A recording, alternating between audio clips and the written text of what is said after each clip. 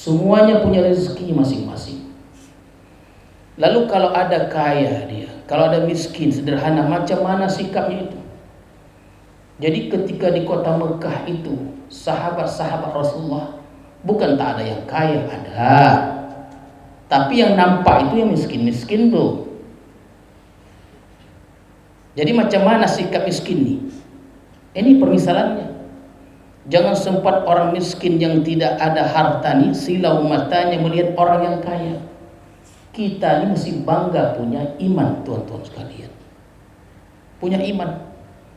Jadi di sini dikatakan si kaya banyak betul fotonya, iman tak ada. Yang miskin tak ada harta, imannya ada.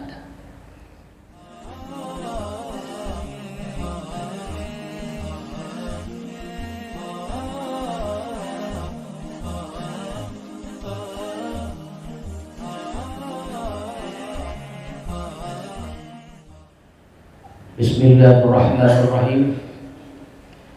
Assalamualaikum warahmatullahi wabarakatuh. Alhamdulillah Rabbil alamin.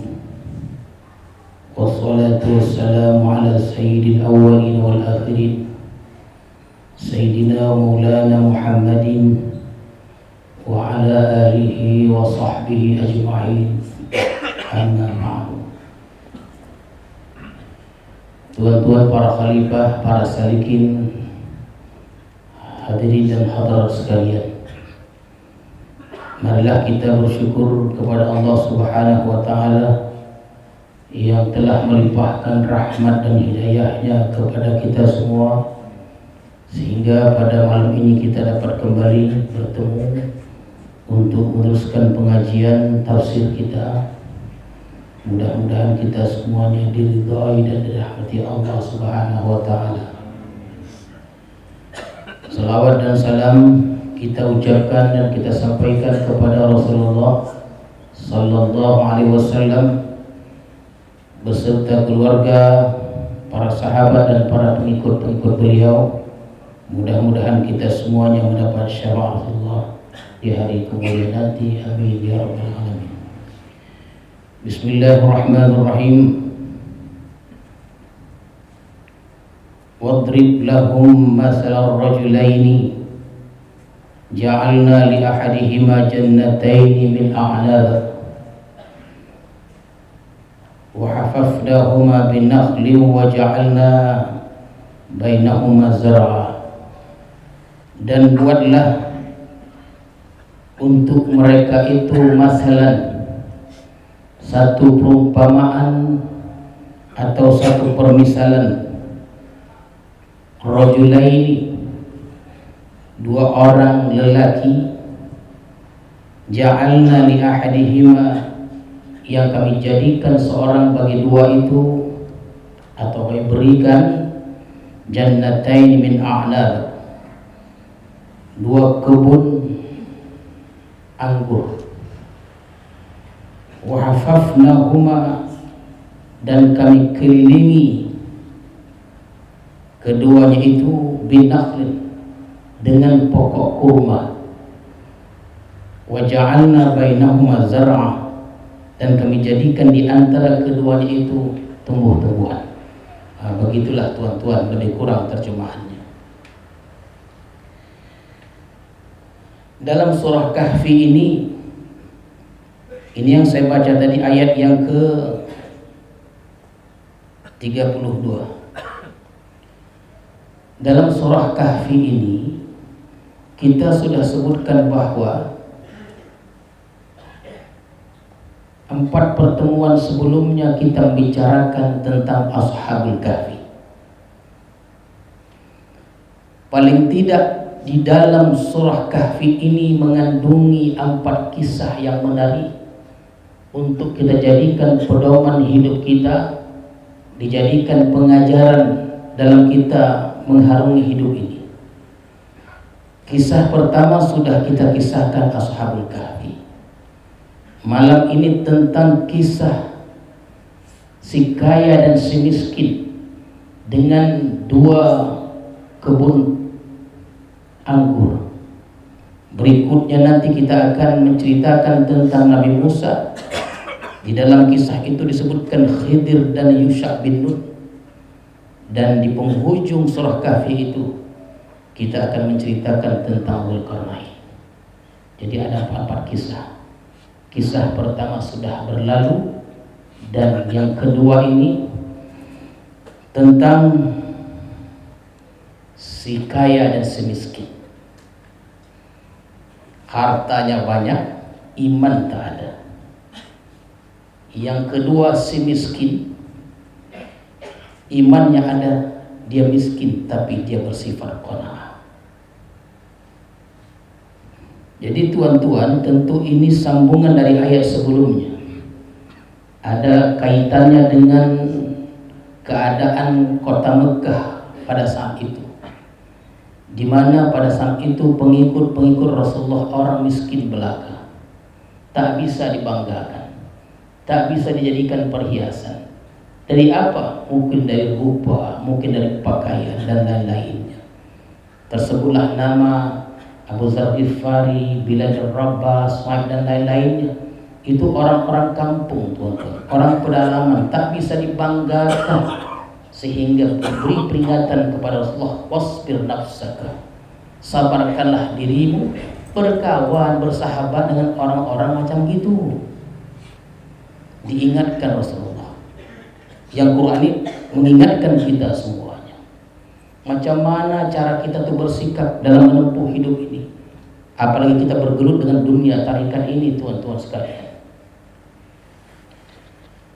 Ketika orang-orang miskin itu dihina, sampai orang-orang kaya itu baru mau duduk bersama Rasulullah. Ya Muhammad, kami ingin mendengarkan apa cakapmu ini, cerita tentang Islam ini, dengan syarat engkau keluarkan orang-orang miskin ini dulu. Karena orang-orang miskin ini bukan level kami. Kami ada harta, kami ada rupa, ada pengaruh. Kami punya kuasa. Jadi engkau usir dulu orang-orang ini. Itu hampir saja Rasulullah mengusir sahabat-sahabatnya itu. Karena teman sahabat yang sejati itu, yang miskin-miskin itulah, tuan-tuan sekalian. Jadi untuk mengobati hati ini, maka Allah berikan satu perumpamaan. Dan perumpamaan itu untuk kita semuanya. Karena kita wabil khusus di Besilam ini, kehidupan di sini ada yang kaya, ada yang miskin. Di 3 dusun, ada nelayan, ada petani, ada yang dipegawai, ada yang berdagang. Semuanya kehidupan itu masing-masing, tuan-tuan sekalian. Semuanya punya rezeki masing-masing. Lalu kalau ada kaya dia, kalau ada miskin, sederhana, macam mana sikapnya itu? Jadi ketika di kota Mekah itu, sahabat-sahabat Rasulullah bukan tak ada yang kaya, ada. Tapi yang nampak itu yang miskin-miskin tuh. Jadi macam mana sikap miskin nih? Ini permisalannya. Jangan sempat orang miskin yang tidak ada harta nih silau matanya melihat orang yang kaya. Kita ini mesti bangga punya iman, tuan-tuan sekalian. Punya iman. Jadi di sini dikatakan si kaya banyak betul fotonya, iman tak ada. Yang miskin tak ada harta, imannya ada. Jadi kata Allah Subhanahu wa taala, wadrib lahum. Kalau begitu berilah perumpamaan kepada mereka itu. Kisah ini tidak diceritakan di zaman bila, kapan itu, kisah itu adalah. Kisah itu ada. Dan Allah yang menceritakannya. Cerita yang akan saya ceritakan ini bukan cerita manusia. Kalau cerita itu sumbernya dari Allah, memang betullah cerita. Memang patutlah dijadikan acuan untuk kita menjalani hidup ini, tuan-tuan sekalian. Wadrib lahum masalan, kata Allah. Berilah mereka itu satu perumpamaan. Dan perumpamaan itu cerita betul, bukan misal saja dia. Rajulaini, 2 orang lelaki, yang satu kaya, yang satu miskin. Begitulah tafsirannya. ja'alna li ahadihima, kami jadikan seorang dari yang dua itu, ada kaya ada miskin, kami jadikan yang kaya tadi, begitulah dia jannataini. Ada dua orang bersahabat, yang satu kaya tidak beriman, yang satu miskin beriman.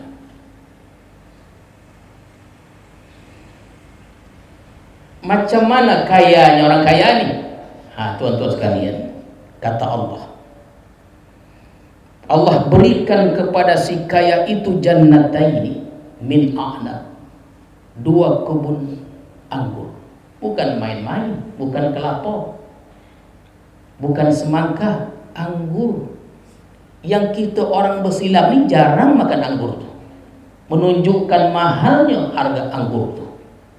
Allah sebutkan anggur sebagai wakil dari buah-buah yang elok, yang mahal itu.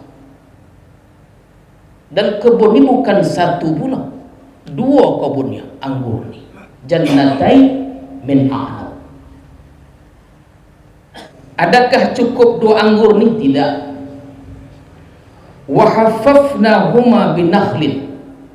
Ika pokok anggur, ika kebun anggur, ika kebun anggur. Dua dia. Dua kebun anggur. Wa haffafnahuma, kami kelilingi dua kebun tadi itu binakhlin, dengan pokok-pokok kurma. Satu pokok lagi. Jarang juga kita makan kurma kok. Kenapa? Karena antara buah yang terbaik kurma aja kok. Payah dapat itu. Bisa dibeli di Mekah aja. 8 jam mau dapat mulia. Naik pesawat, bukan naik angkot. Naik pesawat. Dan kurma pula bermacam ragam warna dan rasanya. Ada dua kebun anggur, dan kedua kebun itu dikelilingi oleh pokok-pokok kurma. Indahnya ya. Jika kebun orang Arab begitu dia. Ya. Wa ja'alna bainahuma zar'a, dan kami jadikan di antara keduanya itu, baik kebun kurma ataupun anggur, zar'a, tumbuh-tumbuhan. Tumbuh juga di situ pokok timun, daun ubi, kacang panjang. Begitulah dia.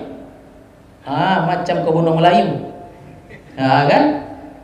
Kebun orang Melayu begitu dia. Kalau ikut tersusun rapi dia. Kalau kebun orang Melayu dengan kebun orang Jawa kan beda dia. Tinjau aja buka tingkap belakang rumah tu, tengok dah tahulah kita iko rumah siapa, rumah orang Melayu. Kenapa? Di belakang rumah semua pokok ada. Pokok kelapa ada sebijinya, pokok durian ada, itu pun dah gundul lah. Pokok pisang, pokok noneh ada semuanya. Hebatnya. Tengok pula buka tingkap belakang tu, di belakangnya semuanya sawah. Iko orang Jawa. Satu aja dia, hasilnya melimpah ruah juga.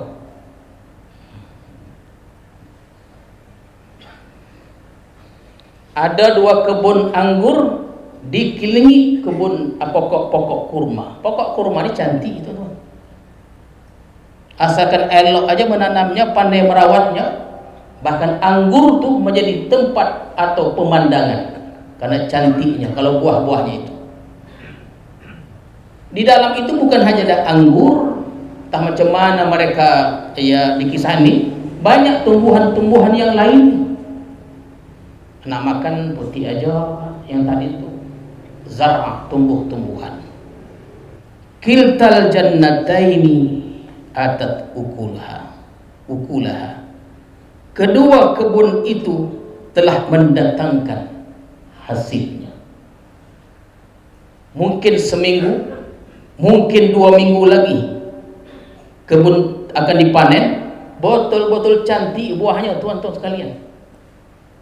Kalau dalam cerita tu, begitu cantiknya buah-buah anggur tu. Goram kita nak mutik nak makannya, usah dibasuh lagi. Goram kita nak mutiknya tu. Dia tengok pula pokok kurma ini indah, buahnya pun elok. Di dalamnya tanam-tanaman subur semuanya. tinggal menunggu masa untuk memetiknya, seminggu, 2 minggu, atau 3 minggu. Itulah di antara makna kiltal jannataini atat ukulaha walam tadlim minhu syai'a. Tak ada kurang sedikit pun, tak ada kurangnya. Anak kuninglah daunnya, anak hitamlah tangkainya, tak ada. Semuanya lagak dan bersih. Kenapa? Karena kata Allah dalam ayat ini, wa fajjarna khilalahuma nahar. Kenapa? Kami pancarkan di celah-celah pokok itu batang air, sungai kocik. Pahit kau pula mengalir, berbunyi pula air mengalir itu.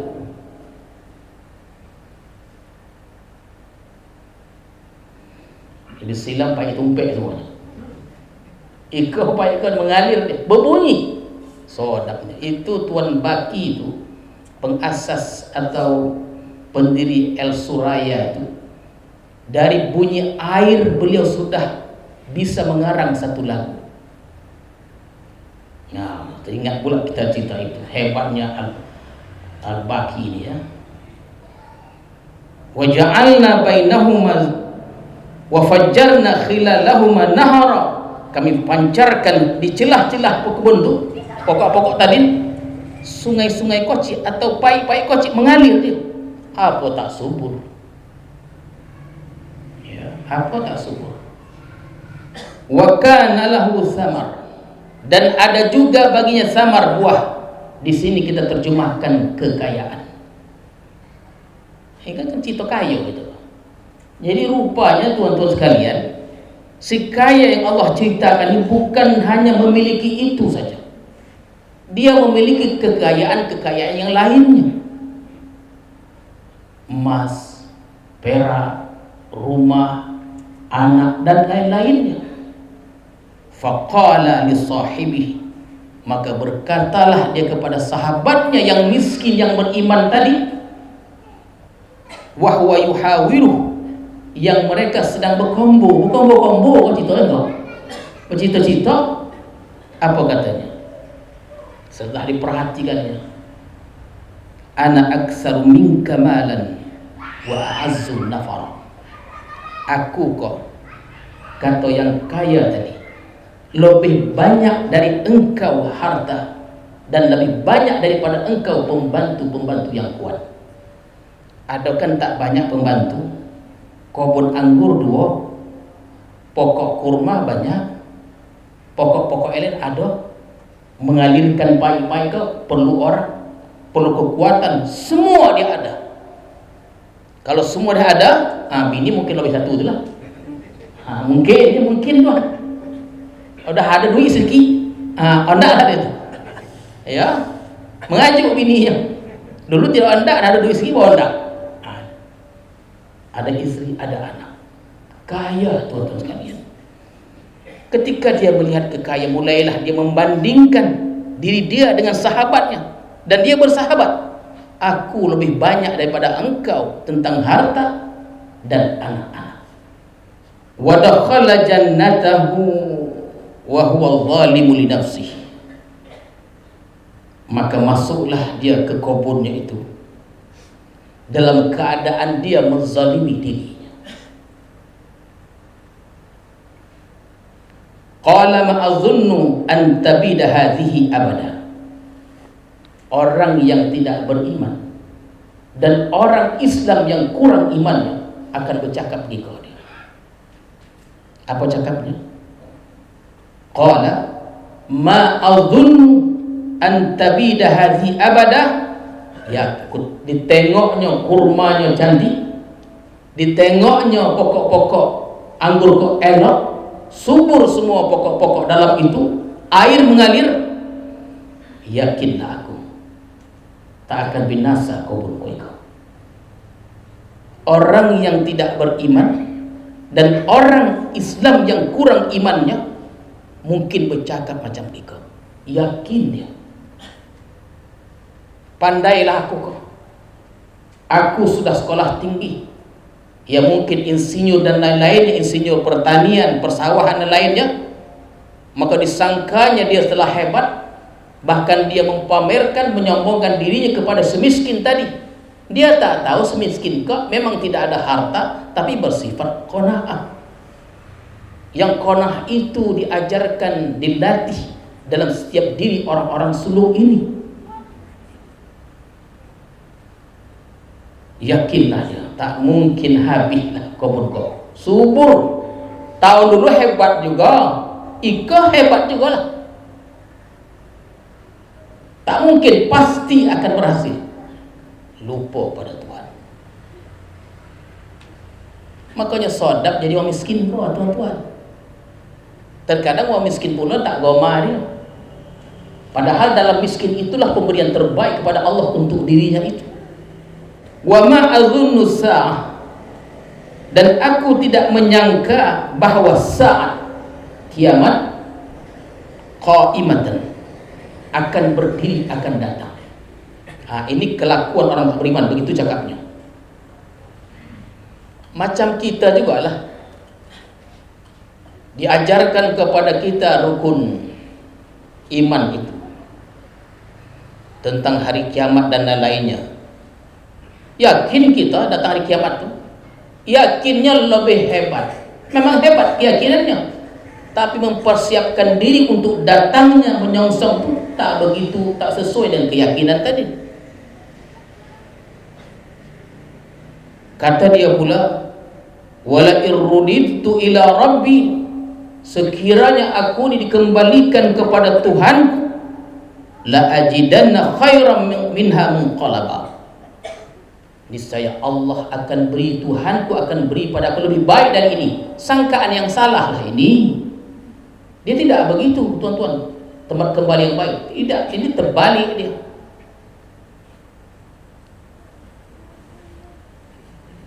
Setelah dia banyak bercakap uang kaya tadi, semiskin dia tidak merasa silau, karena dia ada Tuhannya, ada Allah. Kita miskin karena Allah. Kalau kita miskin ya ada, ya tak beradablah kita bilangkan karena Tuhan tuh. Ya kita terkadang miskin, kita terkadang kaya, begitulah bahasanya. Dan itu berputar roda itu. Dalam hikam itu, tuan-tuan, selalu kita sebutkan, orang-orang arifin ini dia, bila mereka ditimpa sakit, ditimpa kurangnya harta dan lain-lainnya, itulah hari raya mereka. Mereka akan berhari raya apabila ditimpa kepada mereka segala kekurangan itu. Sakit mereka, kurang harta, hilang ini, hilang itu, ditimpa musibah, itulah hari raya mereka. Senang dan gembira betul mereka itu menerima musibah-musibah itu. Kalau kita mengengek, jadi orang miskin nih, dia nasihati dia. Sedang kamu bercakap, kata dia begini, tuan-tuan sekalian. Jadi kalau jangan kita merasa diri kita rendah kepada orang yang banyak harta. Itu tak boleh. Seakan-akan kita mempertuhankan manusia itu. Beradab. Memang begitulah. Ada adab-adabnya kepada hamba-hamba Allah itu. Setelah bercakap orang kaya tadi, maka berkatalah sahabatnya yang miskin tadi.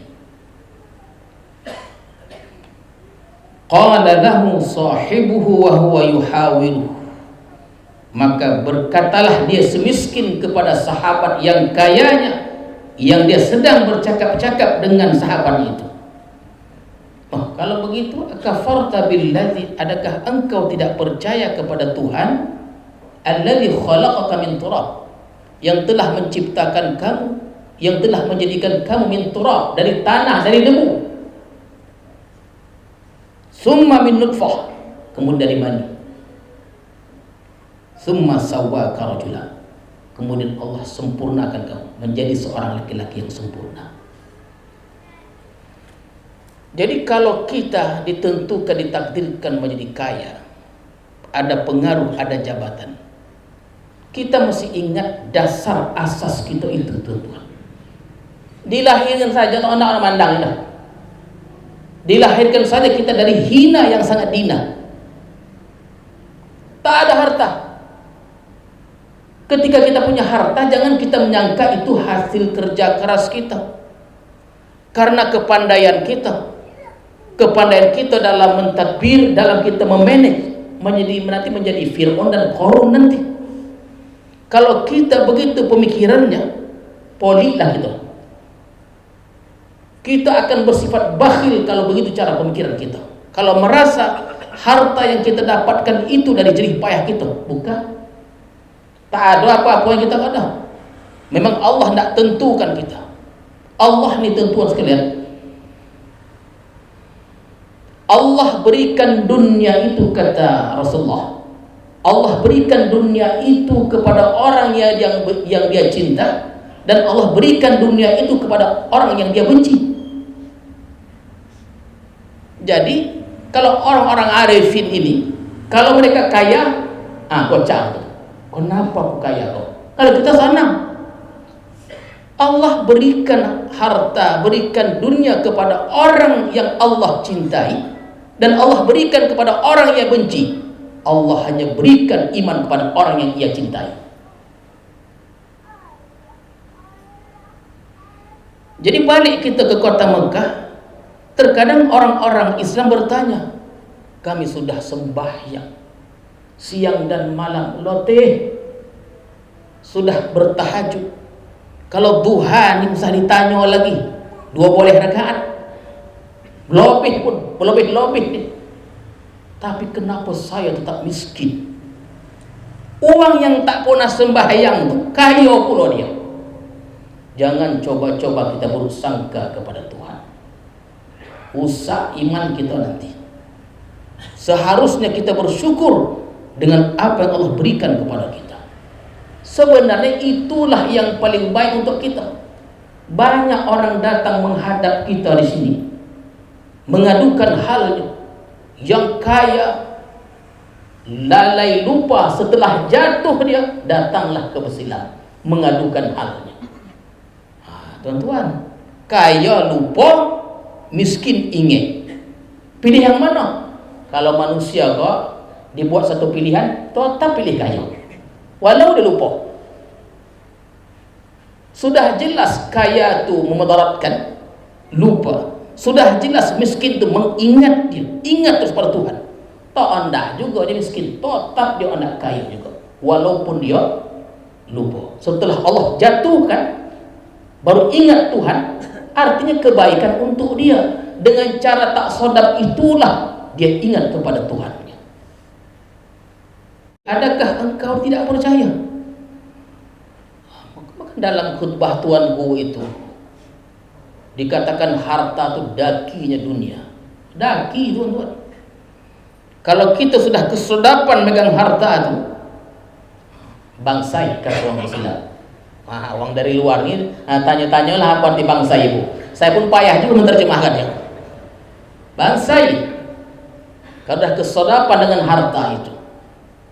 Makanya kita orang-orang Besilam yang hadir ni, kuang apa sodapnya kita tinggal di Besilam ni. Tadi saya katakan ada yang berkebun, ada yang di sungai. Hebatnya Tuhan, tetap kita hidup di Besilam ini. Ya, mata pencaharian orang Besilam ini bermacam-macam. Dulu di Besilam itu katanya kita membuatkan satu permisalan juga untuk mengingatkan kita satu permisalan tentang rezeki itu. Jadi hidup ini bukan satu kebetulan dia.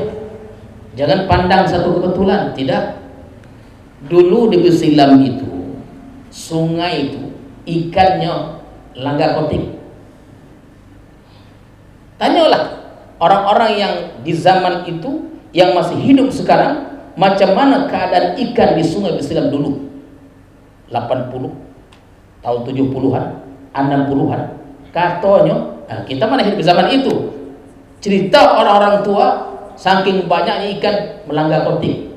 Nah, begitu dia. Macam mana Allah menakdirkan hilang ikan itu?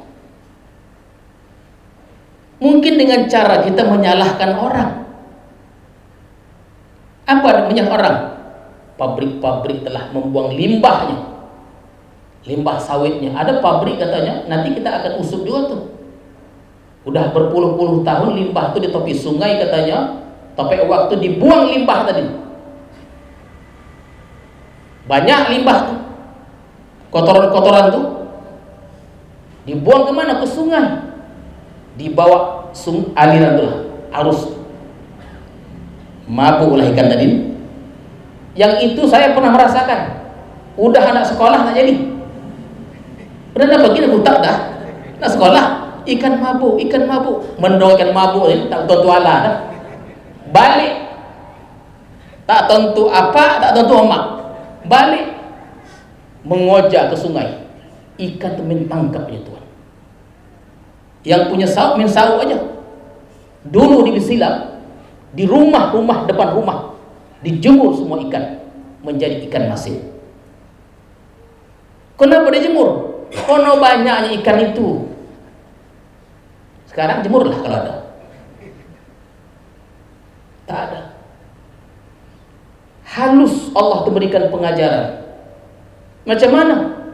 Tah dengan cara Allah lah, yang kita tak sadar dipersalahkanlah. Itu tuan, itu ada pabrik.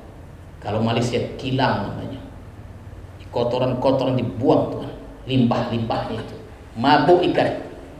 Setahun sekali, setahun 2 kali, 3 kali punah ikan. Habis.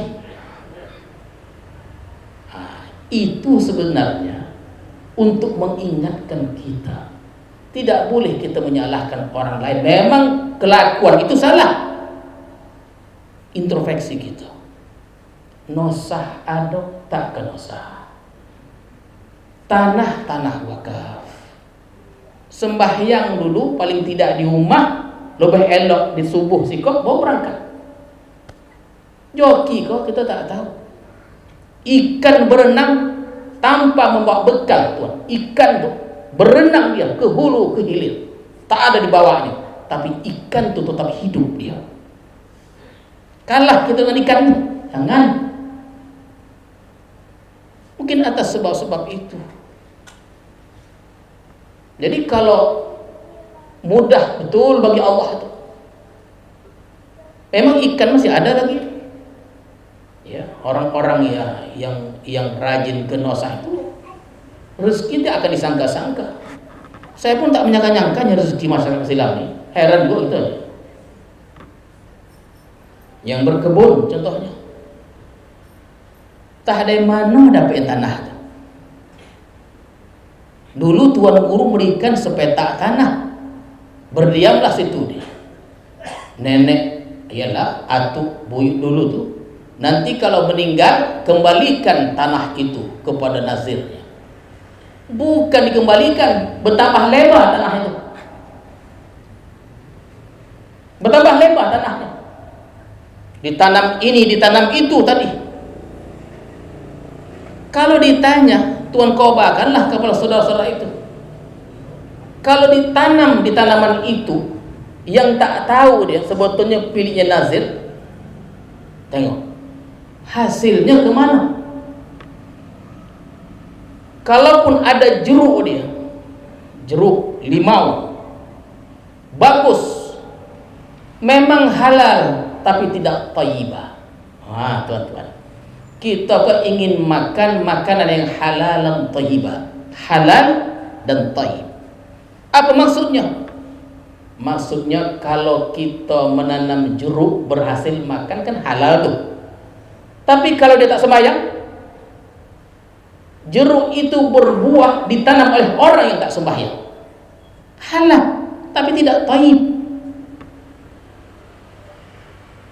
Ditambah lagi tak tanah siapa? Jadi sempurna lah dia.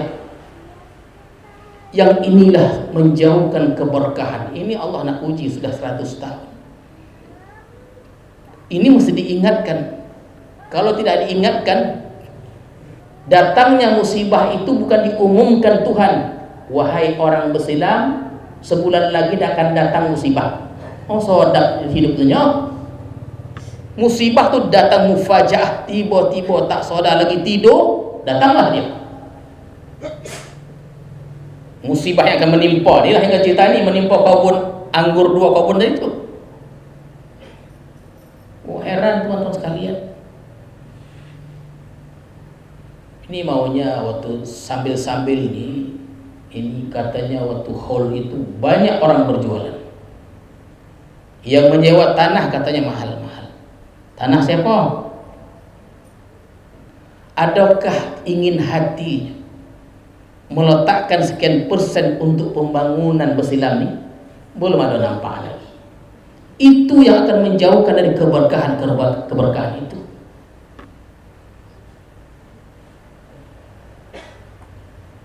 1%, 2%. Kita minta anda harta-harta mereka itu, tapi mesti insaf. Dapatnya, ingat ini dia ada kekurangan diinfakkan dia. Jadi yang macam gini ini mesti diingatkan dia.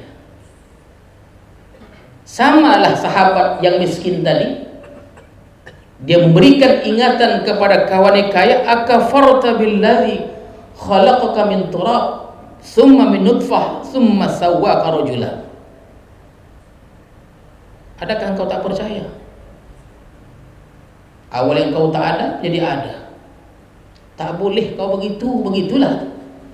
Kata dia pun, lakinnahu Allah, tapi bagiku, aku yang miskin ni, yang kau pandang tak ada harta, yang kau pandang tak ada kekuatan, miskinlah dalam pandanganmu. Bagiku, katanya, begitulah marwah diri itu, begitu dia tuan-tuan sekalian. Muruah, marwah pun mesti jaga. Miskin pun kita, mesti kita tuh menjaga marwah kita, terutama dalam pandangan Allah dan manusia itu. Jangan kocik kita di mata orang kaya itu, yang ada jabatan, tak boleh begitu dah. Huwallahu rabbi wa la usyriku bi rabbi ahada. Allah lah Tuhanku dan aku tidak menyekutukannya suatu apapun. Walaula idh dakhalta jannatak, lalu mengapa ketika engkau masuk ke kebunmu yang indah itu, yang elok buahnya, tidak engkau mengatakan, tuan-tuan, jangan kita masuk kebun kita pun takjub, hebat kebun kelapa, subur banyak buahnya tinggal panjat. Bukan begitu. Yang elok itu tuan-tuan sekalian, idh dakhalta jannatak qulta masyaallah, katakan masyaallah, atas kehendak Allah, la quwata illa billah, tiada kekuatan melainkan Allah Subhanahu wa taala. Iko paling elok kalimat Masya Allah la quwata illa billah ditulis, dikaligrafikan, dia letakkan di atas pintu rumah supaya terbaca bahwa kita kok tak ada apa-apanya. Sampai kita ke madrasah ini, duduk kita bersama di majlis ini, ada yang dari Malaka kata datang kemari, itu semuanya atas Allah, bukan karena hebatnya kita, bukan karena banyak duitnya kita, tidak. Banyak duit disakitkan, macam mana tuan-tuan? Kata orang miskin, kenapa engkau waktu kau masuk kebunmu itu engkau tidak mengatakan Masya Allah la quwata illa billah, tapi engkau bercakap hal-hal yang aneh-aneh, bahkan engkau katakan kepada aku lebih banyak harta, lebih banyak anak dan lain-lainnya. Ini bahaya. Intarani an aqalla minka mala wa walada, aku lebih sedikit harta dan anak. Fa'asa rabbi ayyutiyani khairan min jannatik. Wah, ini bagus tuan. Apa dia? Mudah-mudahan Tuhanku memberikan kepadaku khairan min jannatik, sesuatu yang lebih baik dari kebunmu itu. Memang tidak di dunia. Kalaupun kita kaya, punya kebun anggur dan kurma, berapa tahun? Ada 10 tahun, 20 tahun, 30 tahun, matilah kita dan kita tidak membawa ke semuanya itu, dibandingkan kita punya kebun di surga yang kita nikmatin tak ada batasnya. Wa yursila 'alaiha husbana minas sama', dan dikirim atasnya itu husbanan, perhitungan, satu perhitungan minas sama, dari langit, fatusbiha su'idan, maka jadilah dia gundul, su'idan zalqa, licin tandus. Begitu dia tentang. Au yusbiha ma'uha ghaura, atau menyuruh airnya itu, air mengalir tak mengalir lagi. Itu kan perhitungan yang kita tidak sangka-sangka, tuan-tuan sekalian. Tidak mengalir air itu lagi. Falan tastati'al talaba, engkau tidak bisa mendapatkannya. Tidak berapa lama kemudian, tuan-tuan, 1 minggu 2 minggu lagi mau dipetiknya buah-buah tadi. Tak ada ingin miskin, tak ada. Dia hanya ingin ada dijualnya, bodoh-bodoh itu, nak diperkayakan dirinya. Ini orang Muslim hati-hati. Macam mana menjual kebun, hasil kebun itu dari tanah wakaf. Hati-hati. Memang selamanya Pak biasa. Tak nampak musibah, tak ada itu. Tapi hati itu dijauhkan dari Tuhan. Sembahyang tak apa-apa dipikir. Mungkin orang itu asik kebun aja. Wangi Allah ni kebun aja. Itulah yang paling ditakuti oleh orang-orang arifin. Orang-orang arifin, musibah-musibah hilang harta itu mereka tak takut. Yang mereka takutkan adalah dijauhkan hati itu dari Allah, dan Allah tidak mau memandang kita. Sedih betul. Tak ada Allah tu mandang kita dah. Jangankan Allah, kita berjalan di bawah, kita ucap salam, orang tidak balas salam kita, sedih kali hati itu, koci hati. Marah pun kita. Tidak mau orang mandang kita. Kecil hati, apalagi Allah.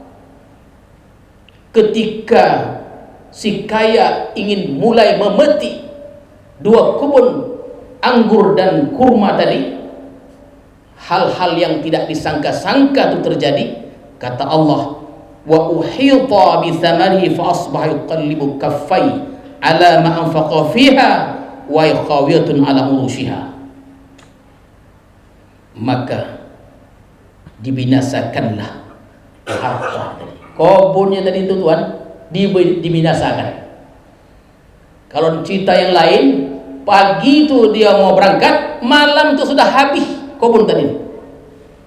Bukan dicuri uang, bukan dicuri, habis dengan cara-cara Allah Subhanahu wa ta'ala. Habis, musnah, licin, tandus. Kata Allah di sini disebutkan fa asbaha yuqallibu kaffai, mulai dia mengira-gira tangannya ini. Dah berapa modal 2 kebun, modal kurma, pokok-pokok, menggaji dan lain-lainnya, habis. Diprediksinya akan untung sekian persen, habis. Dia menyangka itu hasil kerja dia, habis, musnah semuanya, binasa semuanya, runtuh pokok-pokok tuan. Khawiyatun ala urushiha wa yaqulu ya laitani lam usyrik bi rabbi ahada. Aduhai, alangkah eloknya dulu aku tidak menyekutukan Tuhan. Kita ni pesan syakurakan masyarakat bersilam ni, ajin-ajin lah kena sah. Begitulah dia. Ini kita potong, ajin-ajin lah kena sah. Niscaya dalam wasiat aku akan doakan engkau. Uang meninggal, mendoakan orang hidup. Oh bisa tuan, jangankan mendoakan, memberi makan kita yang hidup. Uang bersilam kau 3.000 uang jumlahnya, diberi makan oleh orang mati.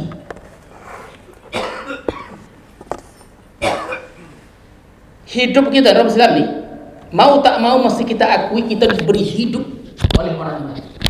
Kalau tak ada kubur beliau situ, tak akan ada orang datang kembali.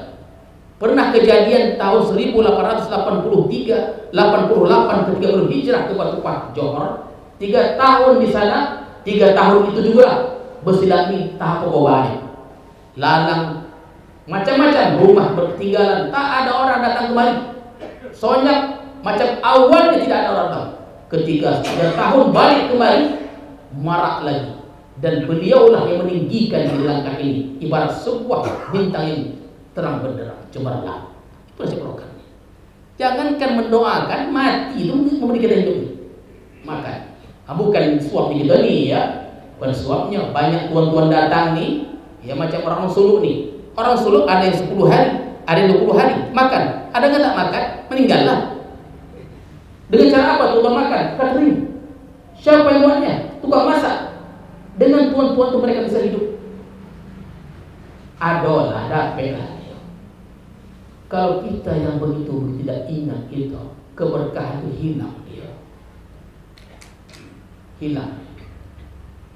Ya mudah-mudahan kehadapannya bersilam ini lebih semarak lagi dengan syarat penduduknya, ahlinya taat. Semakin taat kepada Allah maka turunlah berkah-berkah itu dari langit dan dari bumi. Sampaikanlah kau bisik-bisikkan sikit sama bini itu, sama laki itu, sama jiran tetangga. Tak berani dari tuan manggah nanti. Itu masalah itu.